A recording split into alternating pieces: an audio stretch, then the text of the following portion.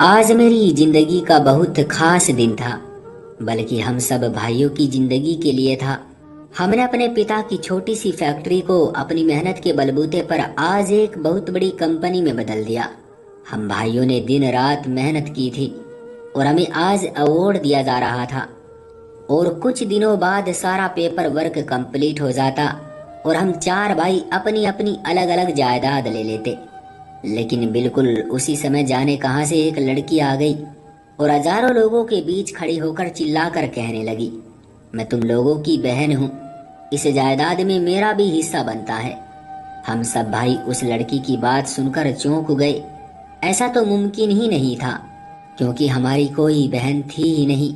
जरूर वो लड़की हमारे दुश्मनों में से किसी ने भेजी थी, ताकि लोगों के सामने हमारी इज्जत कम हो सके। वो लड़की सबको देखकर कहने लगी, मैं झूठ नहीं बोल रही हूँ, मेरे पास सारे सबूत हैं, चाहे तो आप डीएनए करवा ले। मेरी माँ ने मुझे बचपन में बेच दिया था और 20 साल में अपने घर वालों से दूर रही हूँ। आज अपना हिस्सा लेने आई हूँ। वो लड़की देखने में कहीं से भी हम जैसी नहीं लग रही थी, नहीं उसकी शक्ल हमसे मिलती जुलती थी। मगर वो लड़की जाने क्यों जिद कर रही थी कि वो हमारी ही बहन है। हम सब बहुत परेशान हो गए थे। मैंने ही थोड़ी समझदारी से काम लिया। मैंने सबके सामने कहा कि ठीक है, हम डीएनए करवाएंगे, अगर तुम हमारी बहन निकली तो तुम्हारा हिस्सा तुम्हें जरूर देंगे। मैं उस लड़की को पहचान गया था। हम चार भाई इस शहर के मशहूर बिजनेसमैन थे और सारा जमाना जानता था कि इस स्थान तक पहुंचने के लिए हम चारों ने कितनी मेहनत की थी। मैं तो अब भी उतनी ही मेहनत करता हूँ जितनी पहले करता था, मगर मेरे भाई कहते हैं कि जिंदगी का मजा भी लेना चाहिए, इसलिए वो अक्सर घूमते फिरते रहते थे। वैसे तो जिंदगी में सब ठीक ही था और जिंदगी अच्छी गुजर रही थी, मगर कुछ दिनों से बहुत कुछ अजीब हो रहा था। मैं जिस रास्ते से ऑफिस आता था, वहां सिग्नल पर एक लड़की मेरे कार के दरवाजे पर आकर कहती, मुझे आपसे बहुत जरूरी बात करनी है, मेरी बात सुन लो। उसने अपना चेहरा छुपा रखा था। मैं इस तरह के भिखारियों को बहुत अच्छी तरह से जानता था। ये बंदे को बाहर बुलाकर भी उससे पैसे ही मांगते थे, इसलिए मैं उसकी बात को इग्नोर करके गाड़ी आगे बढ़ा देता था। वैसे वो लड़की देखने में भिखारी नहीं लगती थी और कपड़े भी अच्छे पहने होते थे। एक दिन मेरे बड़े भाई ने बताया कि रोज एक लड़की उनको फोन करके कहती है कि आपसे बात करनी है। जाने कौन लड़की है, रोजाना फोन करके तंग करती है। अब तो मैं उसका फोन उठाता ही नहीं हूँ। मैं भाई की ये बात सुनकर चौंक गया। मेरे दिमाग में वो लड़की आई जो मुझे रोजाना रास्ते में मिलती थी। मैंने भाई को कहा कि आप सावधान रहा करो, आजकल फ्रॉड बहुत ज्यादा हो रहा है। कुछ दिन सुकून से गुजर गए। मुझे वो लड़की नजर न आई तो मैंने सुख का सांस लिया, मगर मैं क्या जानता था कि वही लड़की हमारी बहन बनकर सबके सामने आ जाएगी। घर जाकर मैंने जब माँ से पूछा कि क्या हमारी कोई बहन थी, तो माँ घबरा गई और कहने लगी, तुम जानते तो हो, तुम्हारे बचपन में एक ही बहन हुई थी तुम्हारी, और वो बचपन में ही मर गई थी। मैंने माँ को बताया कि आज एक लड़की आई थी और कह रही थी पिता की जायदाद से मुझे भी हिस्सा दो, मैं तुम लोगों की बहन हूँ। माँ ने कहा वो लड़की झूठ बोल रही है, तुम उसकी मत सुनो। अगर वो तुम्हारे ऑफिस आए तो उसे धक्के देकर निकाल देना। माँ की बातों से मुझे अंदाजा हो गया कि वो लड़की झूठ ही बोल रही थी। वैसे भी कुछ दिनों से मैं नोटिस कर रहा था कि कोई जैसे हर पल हमारे पीछे है, हर पल नजर रखे हुए है। मुझे लगा कि ये मेरा वहम है, लेकिन अब यकीन हो गया था कि जरूर वो लड़की ही हमारे पीछे है, हमारे बारे में जानकारी इकट्ठी कर रही होगी। और उसे जब सब कुछ पता चल गया तो मेरी बहन होने का दावा करने लगी। अगले दिन मैं ऑफिस में था। जब वही लड़की मेरे पास आई, मैं उसे सबूतों के साथ सबके सामने बेनकाब करना चाहता था, इसलिए कह दिया कि परसों आना, तुम्हारा डीएनए करवाएंगे। वो लड़की चली गई तो मैंने अपने एक डॉक्टर दोस्त से वक्त ले लिया। घर आकर माँ को सारी बातें बताई, क्योंकि वो बहुत परेशान हो गई थी। जब से माँ ने सुना था कि कोई लड़की हमारे पीछे पड़ गई है, उस शाम मैंने माँ को कहीं चोरी छुपे जाते देखा तो मैं चौंक गया। मैंने सोचा सुबह माँ से पूछूंगा, मगर मुझे याद ही नहीं रहा। अगले दिन मैं घर वापस आ रहा था कि रास्ते में उसी लड़की को देखा। मुझे उस पर शक तो पहले से ही था। मैंने सोचा उसका पीछा करके देखता हूँ किससे मिलने जाती है। और उसे किसने हमारे पीछे लगाया है। मैंने गाड़ी उस लड़की के पीछे मोड़ ली। थोड़ी आगे जाकर सड़क पर वो लड़की जिससे मिली उसे देखकर मेरे कदमों तले से जमीन खिसक गई। वो मेरी माँ से मिल रही थी। मुझे अपनी आंखों पर विश्वास नहीं हो रहा था। मैं गाड़ी से उतरकर उसके पास चला गया। माँ मुझे देखकर घबरा गई। मैंने पूछा, आप इस लड़की के साथ यहाँ क्या कर रही हैं? तो माँ कहने लगी, मैं इसे समझाने आई थी कि मेरे बेटे को तंग ना करे। मैंने देखा उस लड़की की आंखों में आंसू थे और वो भागती हुई वहां से चली गई। मैंने माँ को देखा और माँ को लेकर वहां से चला आया। अगले दिन मैं इंतजार करता रहा कि वो लड़की आए तो मैं उसका डीएनए करवाऊं, मगर वो ना आई। दूसरे भाई भी कहने लगे वो लड़की झूठी है, इसलिए डीएनए टेस्ट का नाम सुनते ही भाग गई। मुझे भी यही लगा था कि जरूर वो लड़की फ्रॉड होगी, मगर मैं तो सोच भी नहीं सकता था कि हकीकत कुछ ऐसी होगी। एक हफ्ते बाद की बात है। उस दिन मैं ऑफिस से थोड़ा जल्दी घर आ गया था। ड्राइंग रूम से मुझे बोलने की आवाज आई। मैंने अंदर झांका और मैं चौंक गया। अंदर वही लड़की खड़ी मेरी माँ से बातें कर रही थी। मेरी माँ उससे कह रही थी, अगर तुम वापस न गई तो मैं खुद उन्हें बता दूंगी कि तुम यहाँ हो, चली जाओ।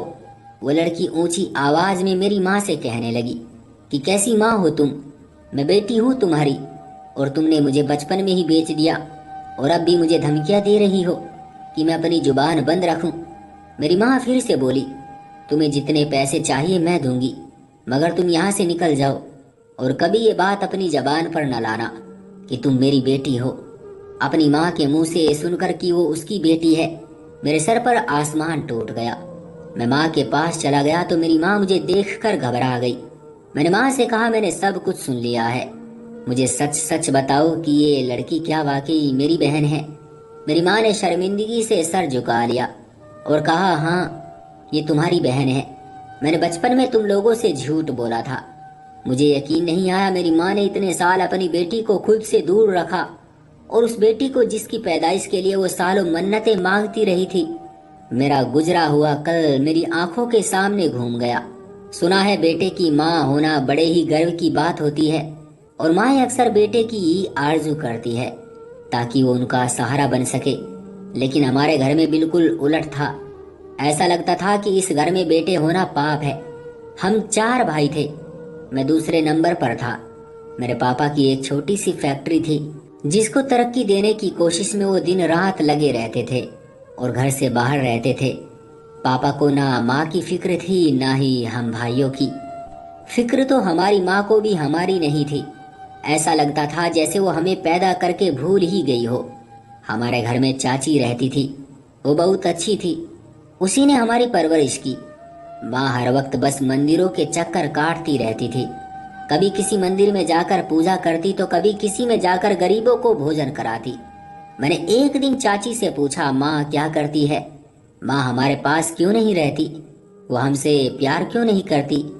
तो चाची ने दुखी होकर बताया कि तुम्हारी माँ को बेटे नहीं बेटियां चाहिए थी, मगर ऊपर वाले का करना ऐसा हुआ कि अब तक उसकी बेटी नहीं हुई। तुम्हारी माँ को बेटी की बहुत तड़प है। मैंने हैरान होकर पूछा, चाची ऐसा क्यों है? लोग तो बेटों के लिए ऊपर वाले से प्रार्थना करते रहते हैं, फिर माँ को बेटी की चाहत क्यों है? चाची कहने लगी, मैं नहीं जानती, उसे बेटी इस कदर क्यों प्यारी है। शादी के बाद से उसकी यही ख्वाहिश है कि उसके यहाँ बेटी हो जाए, मगर ऊपर वाले ने अभी तक उसकी सुनी ही नहीं और बेटी की बजाय उसे 4 बेटे दे दिए। मुझे लगता था कि ये बस माँ की इच्छा ही है, मगर मैं ये नहीं जानता था कि बेटी की चाह मेरी माँ का जुनून बन चुका है। वो नंगे पाँव मीलों चलकर मंदिरों पर जाती थी। माँ के पाँव में छाले पड़ जाते थे, मगर वो हार नहीं मानती थी। एक दिन मेरी माँ मुझे साथ लेकर एक दूसरे गांव गई। वहाँ किसी ने माँ को कहा कि अगर तुम यहाँ से अपने घर तक नंगे पैर चलकर जाओगी और सारे रास्ते ऊपर वाले से प्रार्थना करती रहोगी तो तुम्हारी बेटी पैदा हो जाएगी। मेरी माँ ने ऐसा ही किया। एक गांव से दूसरे गांव तक की यात्रा पैदल की और घर जाकर जब माँ के पैर देखे तो मैं हक्का बक्का रह गया। माँ के पैर जख्मी हो चुके थे, मगर माँ को कोई परवाह नहीं थी। कहने लगी, जब मेरी बेटी हो जाएगी तो मैं ये तकलीफ भूल जाऊंगी।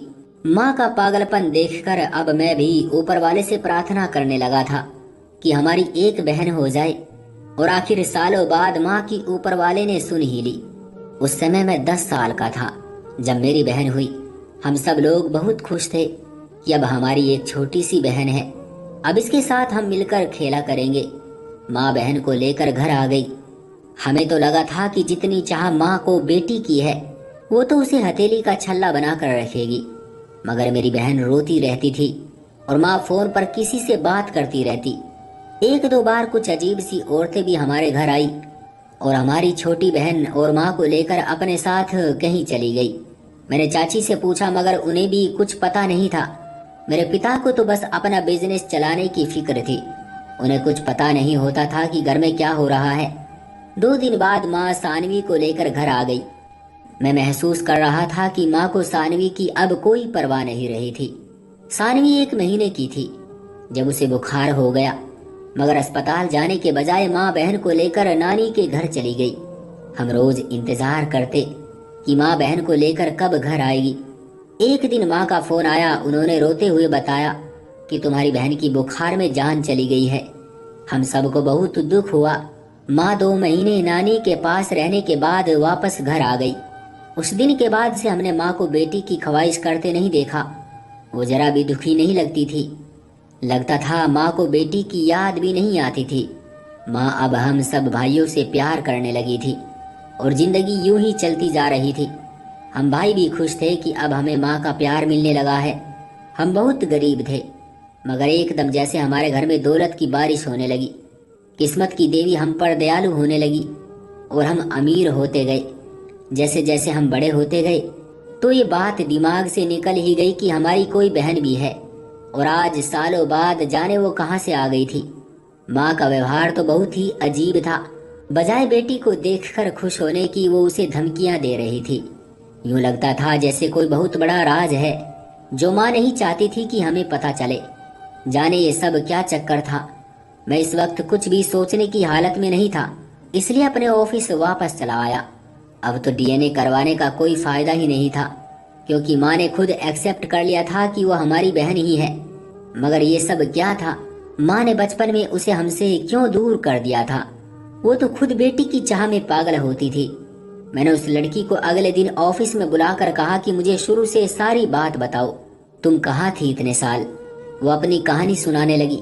मैंने जब होश संभाला तो खुद को एक कोठे पर पाया। वहां कोई मेरा अपना नहीं था। सब यही कहते कि तेरी माँ मर गई है और अब तुम्हें यही रहना है, यही तुम्हारा घर है। मैं वहां के माहौल को पसंद नहीं करती थी। जब मैं 15 साल की हुई तो मुझे डांस सिखाया जाने लगा। मुझे जबरदस्ती गाने और नाचने पर मजबूर किया जाता। मैं तो बाहर की दुनिया को जानती भी नहीं थी। फिर एक दिन मुझे एक औरत ने मेरी सच्चाई बताई कि तुम्हें तुम्हारी माँ यहाँ छोड़ गई है। उस औरत ने मुझे वहां से भगाने में बहुत मदद की और मैं इस शहर में आकर अपनी माँ को ढूंढने लगी और मैंने माँ को तलाश भी कर लिया। मगर मेरी ही सगी माँ ने मुझे अपनाने से मना कर दिया और कहा जहाँ से आई है वहीं चली जा। मजबूर होकर मुझे आप सबके पास आकर हिस्सा मांगना पड़ा, क्योंकि मैं इज्जत की जिंदगी जीना चाहती थी। मैंने अपनी बहन के सर पर हाथ रखा और कहा तुम्हें अब कहीं जाने की जरूरत नहीं, हमारे साथ घर चलो। मैं उसे लेकर घर आ गया। मेरी माँ हम सबसे बहुत शर्मिंदा थी और हम सबसे नजरें नहीं मिला पा रही थी, क्योंकि सब हकीकत हमें समझ आ चुकी थी। वो बेटी की ख्वाहिश इसलिए करती थी ताकि उसे बेच सके। फिर जब बेटी हुई तो उसे जाकर कोठे वालों को दे दिया और बदले में ढेरों पैसे ले लिए। मैं अब समझा कि हम लोग अचानक से इतने अमीर कैसे हो गए। मैंने नफरत से माँ को देखा और कहा, आपको माँ कहते हुए शर्म आ रही है। ऐसी भी माँ होती है जो दौलत के खातिर अपनी ही सगी बेटी को बेच दे। मेरी माँ हम सब से माफी मांगने लगी और कहने लगी मैं शुरू से ही अमीर होने का सपना देखती थी। शादी हुई तो पति भी गरीब मिला। मेरी तो हसरत ही दिल में रह गई। फिर मुझे एक औरत मिली। उसने कहा कि अगर मेरी बेटी हुई और मैं उसे उनके हवाले कर दूं तो वो मुझे माला माल कर देंगी। बस उसी दिन से मुझ पर बेटी पैदा करने की धुन सवार हो गई और जब वो हुई तो उन्होंने उसके बदले बहुत सारी दौलत हमें दे दी। मैंने अपनी बहन से कहा हम सबको माफ कर दे, हम आज जो भी हैं तुम्हारी वजह से ही तो हैं। उसी के बदले में मिली दौलत से हम आज इस स्थान तक पहुंचे थे। हम भाइयों ने आधी जायदाद अपनी बहन के नाम कर दी। वो हमारे साथ ही रहने लगी। अब माँ को अपने पापों का एहसास हो चुका था और वो हर वक्त माफिया मांगती रहती थी। मेरी बहन ने तो उन्हें माफ कर दिया, अब उन्हें ऊपर वाले की तरफ से माफी का इंतजार है। दोस्तों, हमारे समाज में इस तरह के गंदे काम आए दिन सुनने को मिलते ही रहते हैं। किसी भी इंसान को इतना भी नहीं गिरना चाहिए कि चंद पैसों के टुकड़ों की खातिर अपनी औलाद को ही दांव पर लगा दे। आप सभी से रिक्वेस्ट है, ऊपर वाले ने हमें इंसान बनाया है, तो इंसानियत की लाज रखते हुए ऐसे कामों को करने से बचे। क्यों दोस्तों, आपका क्या कहना है इस बारे में? कमेंट करके हमें जरूर बताएं। वीडियो को लाइक करके चैनल को सब्सक्राइब कर लीजिए और साथ में घंटी को दबाकर ऑल पर सेट कर लीजिए ताकि आने वाली वीडियो आपको तुरंत मिले। मुझे दीजिए अगली वीडियो तक इजाजत, तब तक के लिए धन्यवाद।